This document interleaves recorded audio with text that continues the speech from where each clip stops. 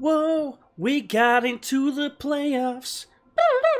Whoa, against Leyton Orient.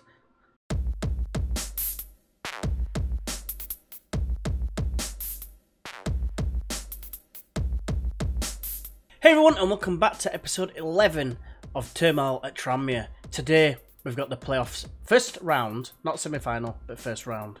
Right, so in case you haven't guessed, we got into the playoffs. Good news and bad news. It's good news it's against Leyton Orient, the 7th place team, because the way it works, it looks like 4th plays 7th, 5th plays 6th, and then one of us plays Hartlepool, the other plays Maidstone. So the good news, we've got Leyton Orient first. Ideally, you think it's going to be alright. The bad news is, if I just show you the competitions, should we get through it, we get Hartlepool. Now, I'm going to show you how results have been going to get to this point, and let you make your own judgment as to how you think we're going to fare. Because after that, should we get past Hartlepool, then we have to play one of these three. So, and Maidstone have beaten us once. It's going to be tough. It's not nailed on at all, just because we've been on a good run of form. If I look at the schedule, here we go. So when you last left us, it was Solihull Moors when we beat them 4-1, and then we had Chester, a struggling Chester, I might add, and we nearly threw away 2 points here. How valuable they would have been come the end of the season, I can't remember exactly whether it would have mattered. I don't think it will have done. But yeah, thanks to Devante Jacobs scoring in the 90+ second minute, it managed to get us a win because it was 2-2. So yeah, we're very grateful for his performance. We then followed it up again, with a 2-0 win against Aldershot at home. They went down to 10 men, which helped massively, but we were 1-0 up already with Rob Cray, that man getting goals. Then we had a disappointed, most boring game on extended highlights. I do like to play with extended highlights just so I make sure everything's working alright. And we hardly had any. I think there were about 4 highlights all game. 0-0. So boring, so shite. But never mind, it didn't matter, we were already cemented as place in the playoffs, hence why we didn't do a game against Hartlepool. Yeah, which brings us to this game. And you're thinking, oh, it's not a bad result, that 3-3, you know. Yes, I want to point out that we were 1-0 up, and then 2-1 up, then 3-2 up. But they were coming back at us all the time, they were all over us like a rash. And to be fair, the one thing that keeps me a little bit buoyed, if we do get past Leyton Orient, I'll come on to them shortly, we got absolutely destroyed, really, in terms of chances against Hartlepool. I think they had twice as many chances. I think they had about 21 and we had about 12. So that's a little bit concerning. The thing I would say is we rested quite a few players. Like, for instance, we had Ollie Norburn playing. We had Ben Tollett who getting injured for us, even though that Devine Green's probably the first choice. We had Romario Vieira playing. Alabi started. And like I said, you know, Correa didn't come on, so rested him. And it was just a case of, you know, quite a few players didn't play to start off with in this game. So the fact that we drew with them, it keeps me a little bit buoyed, because if you remember, we got beat 4-3 earlier on in the season against them. But enough about Hartlepool, we've got Leyton Orient to think about first. And what I do want to point out is, we haven't beaten them. We've drawn twice, 2-2. I do remember absolutely destroying them and throwing away 2 goals later on. And then we drew them away 1-1. When we got an equaliser, and again we got absolutely destroyed first half, and we had to rely on a set piece to get us back into the game. We did play better in the second half, mind. So that's going to be a bit tricky. One other thing, I'm not entirely sure what happens with the playoffs. This could actually only be one game, because it says here, Panorama National Playoff first round. Not first leg or second leg, just first round. We are at home. I'm guessing that's because of where we finished in the league, and that's possibly why that is the case. But you know, it's going to be a hard game. We haven't, like I said, we haven't beaten them, and it's going to be tough. But before we'll have a look at Leyton Orient and the actual games, a couple little bits of news I need to bring you. And first of all, I just want to show you basically our youth intake, which was absolutely dog turd. There's not much to say, except let's just have a look, and you can probably see on here who's the best one. Peter Benjamin is the best of the lot. This is him here. And yeah, he's not amazing, is he? Decent determination, ambitious individual. But yeah, he's not. I don't think he's bad, but he's not going. Should we get promoted, which is obviously I'm hoping, he's not really going to be good enough to start games. He might be able to get games in the cup, but a little bit disappointed with the turnout. The only other player of real note has actually dropped down in his potential. Actually, it was this guy. I've been tutoring him to make him fairly professional. His determination was 13. It's gone down, but I believe if I can get it down and get fairly professional, then get it up again, hopefully he'll progress even more. Also, that's a theory I've heard before. Whether that's true remains to be seen. But again, same sort of situation. Not really good enough. Maybe good enough to start a couple of games in the cup next season. We'll have to wait and see. Other news. Look at this for an FA Cup final. The mighty Whites against the dirty Chelsea.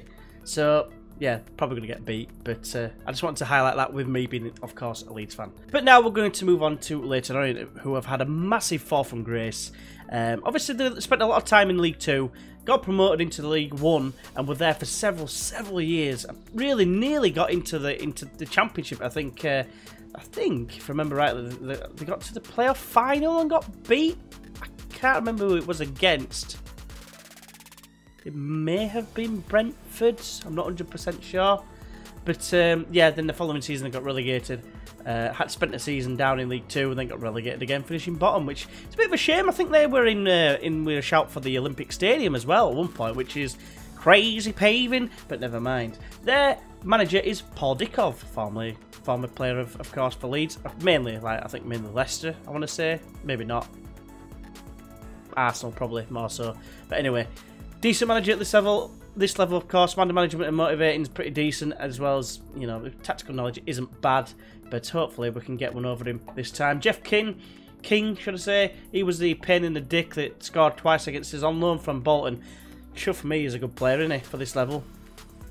Might try and sign him next season. We'll have to wait and see, but bloody hell, he's going to be tough to beat. Oh, I'm going to say, please be not fit, but it looks like he is. So, let's get into the team lineups. Right, so here we go. I'm a little bit nervous here. I've actually put a goalkeeper on the bench just in case. I've not got any defenders, but I've got Guy can play right back to some degrees. Like awkward, but never mind. We've got Davis in goal. We've got Grandison at right back. Buxton at left back with McKevilley and the Hound in the middle of defence. We've got Kirby alongside Guy once again. Dunn attacking midfield centre with Devon Green on the right with Correa up top on his own. The star man, of course. They've got Hayes in goal. They've got Caprice, the model, at right back. They've got Webber at the left, the racing driver. They've got Eli Kobe, tank around. Look at the size of his head. They've got Lee, the shadow. They've got Sowerby on the right, Dayton on the left. King, the man highlighted, and Cassius Clay in the middle of midfield. So we've got no chance there, haven't we, really? And they've got Dolby and Storer up top. Hopefully we can give them, well, we can show them who's boss, hopefully. But I'm not... Seeing his attributes just really scares me, I'm going to be completely honest. But here we go. This is where we need to make the right decision here. Nothing else. And these are a shite selection. I hate these selections. There's no I can really say. I expect nothing but a win. No. Go out there and impress me. That's a terrible one, but fortunately it's not hindered us that badly. So hopefully, let's passionately tell them I have faith in them. Decent reaction, to be fair. And yeah, in the tunnel we go. I hate tunnels. I'll see you in a sec. Right, so here we go.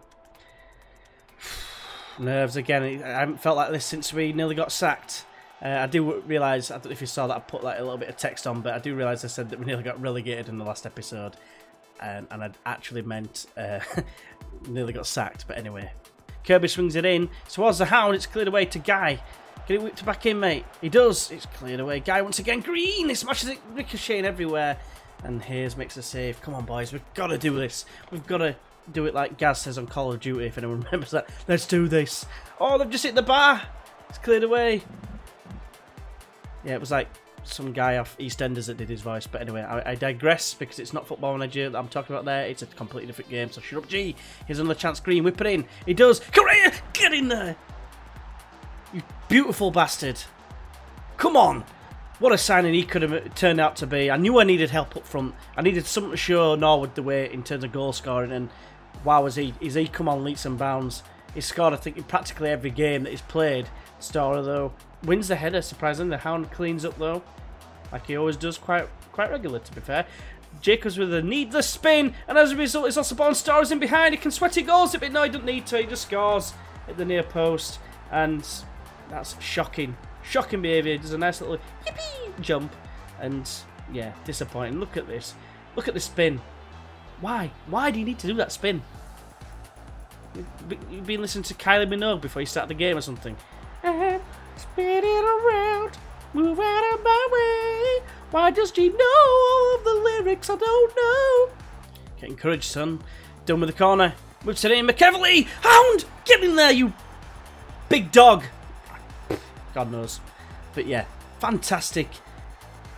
Good time. Well, I'm going to say good time to score, but it's only halfway mark. Well, half an hour mark, should I say.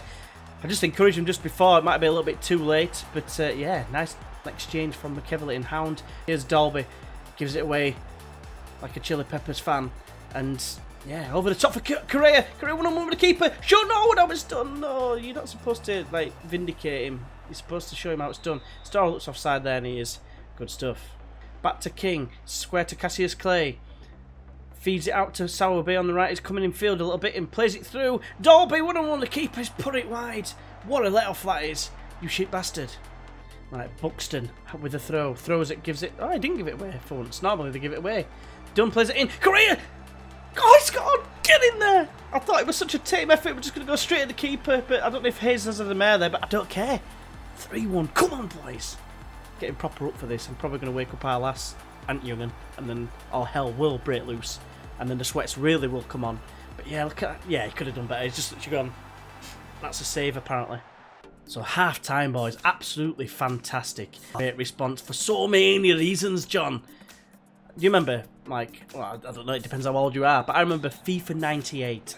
And I had Andy Gray and John Motson, who never worked together ever in their life.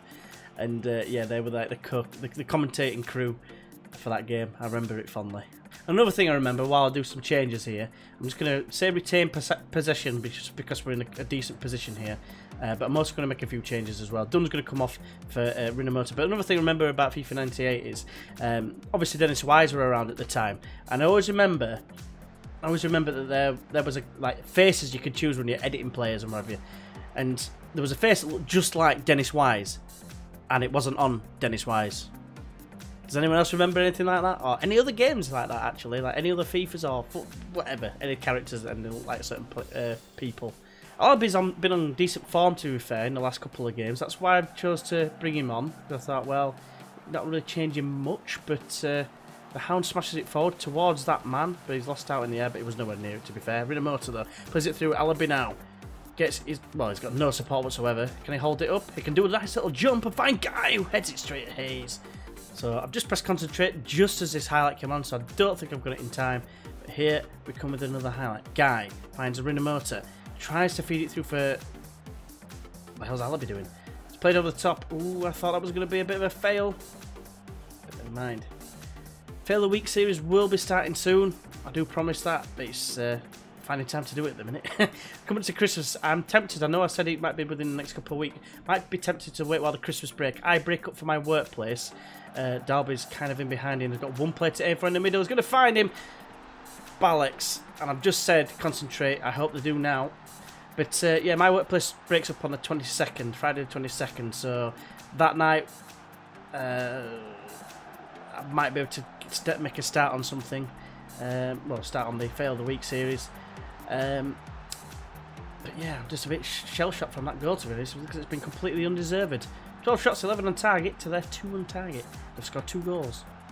Come on, boys, let's not throw this away. 5 minutes of injury time, as if. Here comes Green. Squares it to Alabi. What can he do now? He can not get tackled, please, thank you. It's Rinomhota.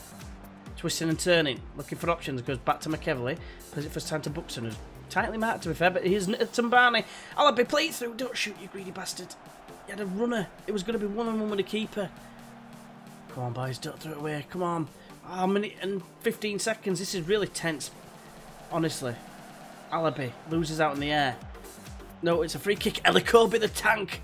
He's fouled him. What a guy. Rinomhota. 40 seconds to go. Keep looking at the clock. Keep clock watching. Not cock watching. Careful. But Hartley now. The jam maker. Finds Caprice, the model. Super. If she scored past us, I might as well just retire. But yeah, Lee plays it across to Elikobi. 18 seconds to go. Buxton heads across. Guy loses out. Bono. Oh, I don't know. It's Bonnie. Sowerby crosses in. Back post. No. He put it over. I don't know why I'm going like this, like I've conceded. But it was so close. My heart was about to implode. We've done it. We've got through. This is only the chuffing first round. God, imagine what I'm going to be like in the chuffing next round against Hartlepool. It was a real Jekyll and Hyde performance, to be fair. But I've got to keep morale up. So I'm just going to say, well done. And then highlight the players that played really well, like Correa.